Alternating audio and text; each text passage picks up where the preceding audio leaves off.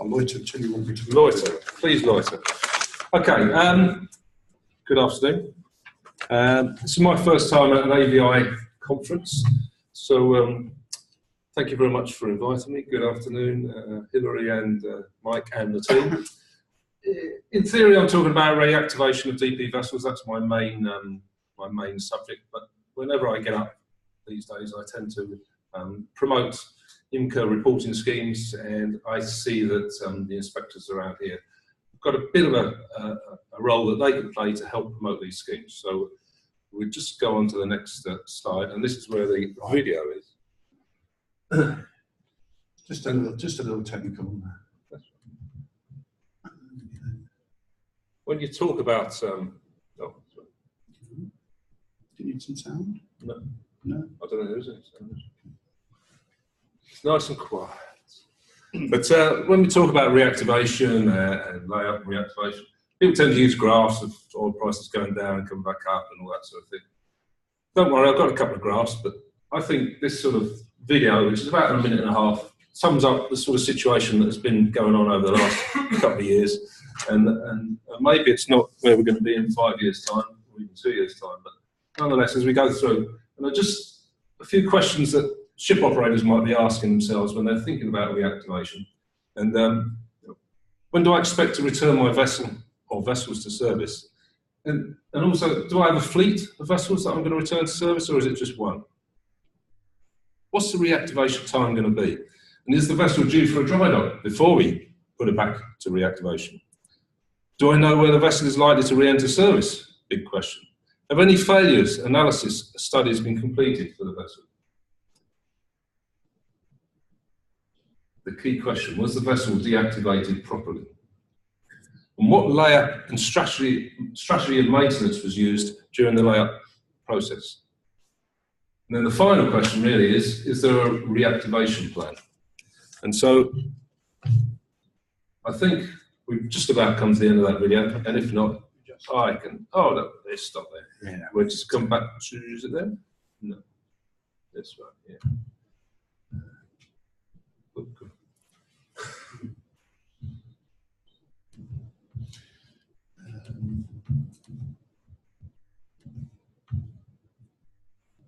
We'll move on. Okay, if you want to use this one, then all right. Okay, button down, button work. Button down, button works. Here we go. Oh, a graph. So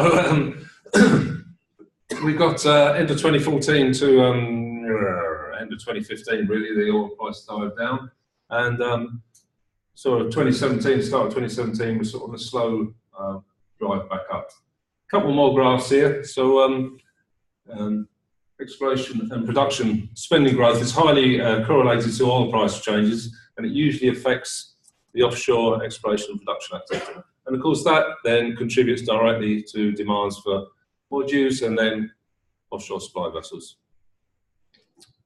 Oh, no, I've done it. There we go.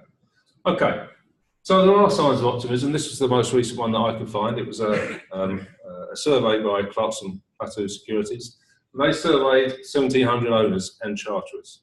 So 80% of owners and charterers expect ship use to rise. And compared to the survey they did last year in August 2017, there is a market rise in the expectations. But there is a note of caution for vessel operators thinking about reactivation. So apparently, a quarter of these respondents from oil and gas companies stated they were unwilling to charter a vessel stacked for more than 6 months. And it started going up. 60% at more than a year idle, and 75% 2 years idle. If you're 3 years idle, the figure was 90% of these people, or oil and gas companies, wouldn't consider reactivating. And from the owner's point of view, 92% of owners said they would demand a contract in order to reactivate the vessel. So there's still some challenges. This slide goes back to 1975, and I know BP Shep quite well. I started going to sea in 1974. I'd never been there. The Level 1 was just an old place somewhere in the world. So when you look back at those traditional laying up ships, dehumidification of the accommodation and bridge, and really they're talking about stopping the bulkheads delaminating and wood warping, and maybe looking after the simple electrics of the radar and the radio, because of the big diodes in the radio room. Dehumidification of engine room and machinery spaces, much the same, just making sure that we didn't get any surface rust, and looking after the electrical cables in the machinery spaces. And then, of course, there was the periodic turnover of machinery. But that was basically the sort of thing that we're going. This slide I was going to take out, but actually it's still there. So traditional layout locations, and I think there's a few more now, actually. So there we go. So issues, the traditional issues, as I said, electrical equipment, will it start? You know, that was the main question. Pneumatic control systems sticking or not operating correctly, stiffening the ship side valves, corrosion issues in ballast lines, spares required to reactivate the vessel. Where's that carbon copy gone? And in theory now we don't worry about that so much because we've got this instant communication, but I'm sure it can still go wrong. Crew not familiar with the vessel, it's still the problem now. No problem, no plan, and therefore no idea how long to reactivate. And the last point I just put in there because I really quite like that, could not pick up the anchor. That was full of my orals questions back in the 70s, you know, how do you pick up the anchor when it's twisted and such like. I've never had the problem in practical issues, but that point led to the photograph there. So what's changed? Well, I guess we all know, but just to work through it. Massive increase in electronics, equipment fitted to our vessels, and it's not just on the bridge, of course, there's in the machinery spaces as well. More control panels and different types of sensors, and the communications equipment has changed out of all recognition from what it was in the 70s. There's a lot of increase in different types and designs of specialised vessels, so more people have got specialisations. It's not just turn up on the vessel and just go for it. The use of computers and complex instrumentation. And there's lots of different types of propulsion now, of course. And the threat of cyber security, good old cyber security, we're getting there everywhere. And of course, DP vessels have been introduced since then. So if you're considering reactivation, what is the state of your surveys? So less than 12 months laid up. In theory, you do your overdue surveys. They need to be carried out in a condition survey for the ship that if it hasn't been preserved. Getting to more than 12 months, we've got to do all the overdue surveys, sea trial. Some postponement may be possible for the bottom, the tail shaft, and the machinery, but we've got to look after those surveys. So in the case of long layups, with no preservation or maintenance, an extended scope survey will be required. This slide, I think we all know this, but it's worth making the point. The cost and time to reactivate a vessel increases in the if the deactivation and layup are not properly managed. So properly managed vessel, deactivated, plus maintenance routines and inspections carried out will equal a good reactivation and straightforward reactivation of the vessel. Yeah. But the importance of a proper reactivation plan cannot be underestimated. Of course, how often are they in evidence? So what's INCA been doing? During last year, the Marine Division Management Committee put a work scope together and a work group was formed. So the work scope was to produce a concise reference note to assist reactivation of DP vessels following a period of layup. The target audience was vessel managers and superintendents. So they were to use the output from the Marine technical seminars that took place during 2017 in Amsterdam and Singapore, and identify and list the current guidance available to vessel operators. So that wasn't just, let's think of everything that's got the word reactivation in it and put it in there. It's actually quite a concise list. This document is just about finished now, and it's being passed back from the work to the main Marine Division for approval to publish, and we are hoping to publish it early in June. So just to quickly run through it, there's 10 sections, and this is an aid memoir. This assumes that the vessel manager and the superintendent are actually capable of doing their job. All we're talking about is having a list really of things that they might or might not have thought of and run through them. And we've used people from all over the world and vessel inspectors, and there's actually someone in this room who's been involved in it as well. We want to, there's personnel, budget considerations is a small part.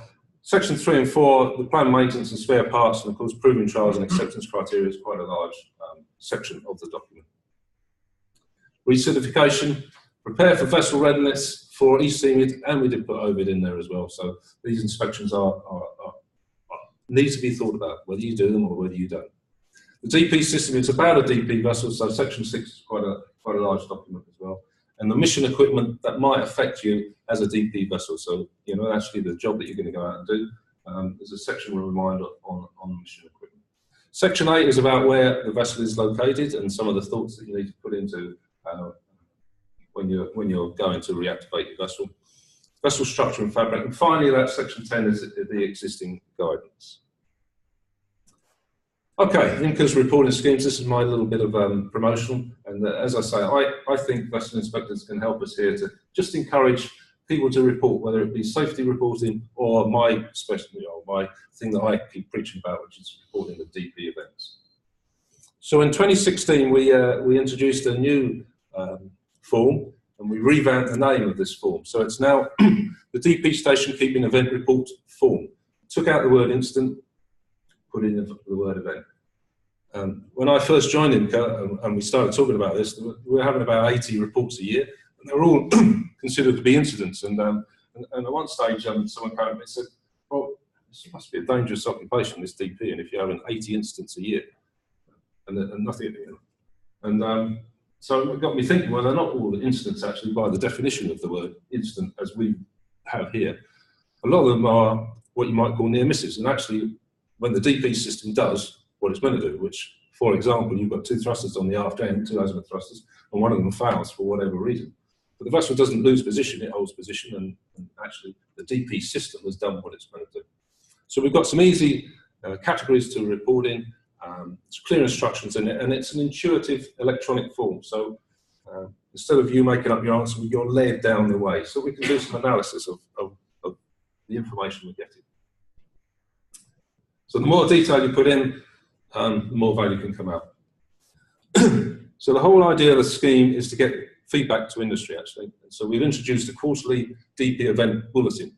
And the target audience here is vessel operators and the training establishments. When I say the vessel operators, I mean the guys that are on the ship, the engineers and the DPOs and the electricians. And we're working to get that in their faces, if you like.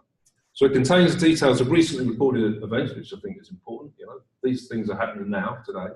They're taken directly from the received reports that we get, and they're reproduced to so we can show them to the IMCA Marine DP Committee in a completely confidential way. They can then look at these events and put their considerations at the bottom, which is really, if you like, the lessons that could be learned from that particular event. On an annual basis, we take all these reports and we put them in the spreadsheet. So there's a breakdown, the initial event here, the main cause, and comments, brief comments, so that the people on the ship can look at that and then compare on the right-hand side, could this happen on my vessel? What have I got to do to change it? Can I do a drill on this? And that sort of thing. So it gets them thinking, yeah, I think it's quite a good addition. So what used to happen, we just used to present the events in an annual book that you could read through, and it was interesting, but it didn't hold your attention, I suppose. So we still produce that book, and we still analyse, and we put a bit of trending in there, and then we repeat, in fact, the events that have been included in the quarterly bulletins. The thing with trending in DP Station Keeping Event Report is we can't rely that everyone's reporting. We can't necessarily, people talk about doing it by region, but you know, you're getting more reports in South America than you are in Europe. Does that mean South America is safer or unsafer? You know, it just depends where you get the reports from. So you have to be wary when you look at the figures in there. Just an idea of how we're going at the moment. So 2015 we had 80 event reports came in. In 2016 there were 78. So 2017 we managed to get a 25% increase in the number of reports that came in, which was, you know, is that bad or is that good? Well, I think it's quite good. It means that our members are now interacting with us and reporting more. So the next graph will show you, I've already been into the fact that the red line is the instance, so that's where you lose automatic DP control in effect. The yellow line is where an event has come in and it's either an observation or an undesired offence. So in effect, it's a learning event that people want to share with us. And really the DP system has worked fine. And then the blue line is the reports coming in. 2018, I don't know what's going to happen. And again, I'll step back and I shouldn't be trending necessarily with these figures, but actually it's now 55 reports I think I've had. So we're sort of, they're coming in, people are buying into the idea. And this was another little thing that we introduced was a certificate of participation in industry leadership. So if your company sends in a DP event report, then we'll recognise that and we'll give you a certificate of participation, stick it on the bridge, not just to that vessel, but all the vessels in your fleet. And hopefully that will encourage the crew to report.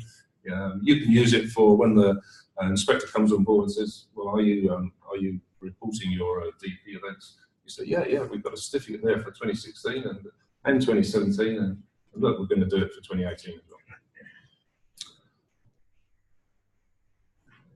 Inca is well known for their safety alerts, and these are alerts that member companies send in, but we also get them from other offshore organisations, and we put them back out as safety flashes. And my colleague tries to sort of group them together so they're related subjects, should we say. But in effect, you don't need to necessarily worry about it, because they're all coming from individual safety alerts. And on the wonders of these new websites, thank you, Adam, is that you can now put keywords into this search safety factors, like dropped objects, should we say.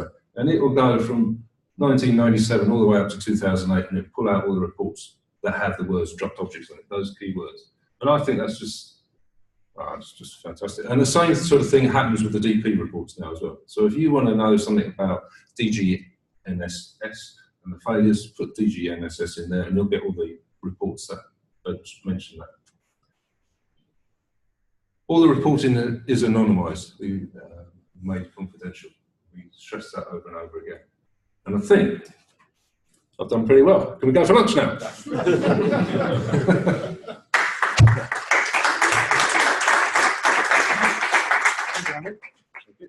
There are any questions then? Are there any questions for Andy? We've got a few minutes now, so he's made up some time. Andy, it might just be worth mentioning that we recently made the DP alerts. We made the DP alerts available to non-members as well. Yeah. Whereas prior to that, it was just available for IMCA members. And at the end of the day, safety is safety. So we want to try and push this out to the whole of the industry, whether you are a member or not. So it's now available to everyone. Point made, but thanks. Yeah. Andy, this is, sorry. There we go. I've got a green. This is not specifically for you, because just a general question, but you flagged up the reactivating vessels, which is quite an important issue. And I think Ian also mentioned this is going to be a big challenge as we come forward. And I think perhaps a challenge for all of us, because the numbers of vessels are quite enormous. I've had 2 requests in the last week to go to ships to look at them to see whether the charter would be interested in reactivating them. I've asked them to do an eCMID, and they said yes, but first of all we need to see whether this is worth going for. So we run through all the questions, exactly what you just mentioned about the entering the valves and blah blah. But there's no format in our CMID system to be able to record that. So Watch this space. oh, good. Like I say, I was waiting for Andy to complete the reactivation guidance. From that, there's going to stem some questions for the supplement. It will be a supplement question set for reactivation. So if you go into a vessel with particular looking at reactivation, you would just tick that supplement. Don't be too long, because it's. I mean,